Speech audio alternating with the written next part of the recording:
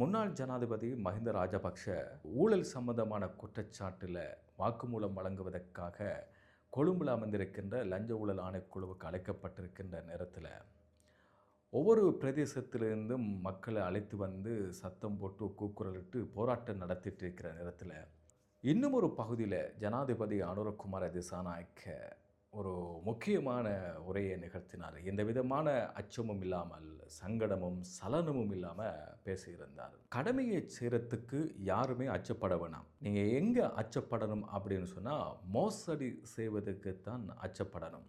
நாம் சட்டத்துக்கு கீழ்ப்படிய வேண்டும் அல்லது சட்டத்துக்கு பயப்படணும்.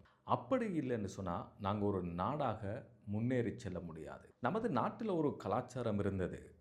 அரசியல்வாதிகளாக இருந்தால் அல்லது அரசியல்வாதிகளோட தொடர்பு இருந்தால் அல்லது அதிகாரிகளாக இருந்தால் சட்டம் அவர்கள் மீது பாயாது அப்படிங்கிற ஒரு நிலைமை நம்ம நாட்டில் காணப்பட்டு வந்தது.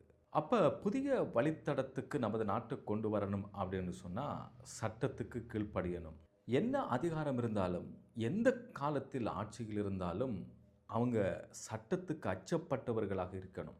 அப்படியான ஒரு நாட்டை அந்த பரிமாற்றத்துக்கு நாங்கள் கொண்டு செல்லணும். ஒரு சம்பவம் நடக்கிறது. அந்த சம்பவத்தின் விசாரணையின் போது ஒருவருடைய பெயர் குறிப்பிட்டால் அவரை அழைத்து விசாரிக்க வேண்டியது சட்டத்தின் பொறுப்பு. அப்படி அழைத்தால் இது ஒரு அழிவுக்குரிய விடயம், இது அரசியல் நோக்கம், பழிவாங்குகின்ற நோக்கம் அப்படின்னு சொல்லுவதெல்லாமே மிக பிழையான ஒரு நடைமுறையாகும். யாருமே சட்டத்துக்கு மேலானவர்கள் இல்லை. அப்படியான ஒரு கலாச்சாரத்தை உருவாக்க முயற்சி செய்கிறாங்க. நாம் ஒரு புதிய சமூகத்தை உருவாக்கணும். சட்டம் ஒருபோதும் நியாயமற்ற வகையிலும் பழிவாங்குகின்ற நோக்கத்திலும் குரோத மனப்பான்மையிலும் அமுல்படுத்தப்பட மாட்டாது.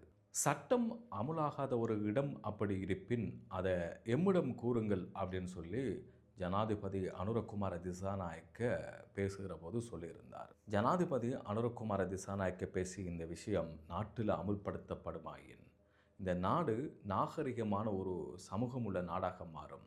அரசியல் அதிகாரம் உள்ளவங்க, அரசியல்வாதிகள் இந்த நாட்டில் என்ன வேண்டுமானாலும் செய்யலாம், சட்டம் எங்கள் மீது பாயாது அப்படின்னு நினைச்சாங்கன்னு சொன்னால் குற்றங்கள் பெருகும், கொலைகள் பெருகும், லஞ்சம், ஊழல் எல்லாமே இந்த நாட்டில் தலைவிரித்தாடும். எல்லோருக்கும் சமனான முறையில் அந்த சட்டம் நியாயமான முறையில் நிலைநாட்டப்படும் என்றால் ஆட்சியில், அதிகாரத்தில் அல்லது பெரிய பெரிய ஒரு அதிகார தொடர்புகளோட, அரசியல்வாதிகளோட தொடர்பாக இருக்கிறவங்க ஒரு போதுமே சட்டத்துக்கு அப்பாற் சென்று செயற்பட மாட்டாங்க.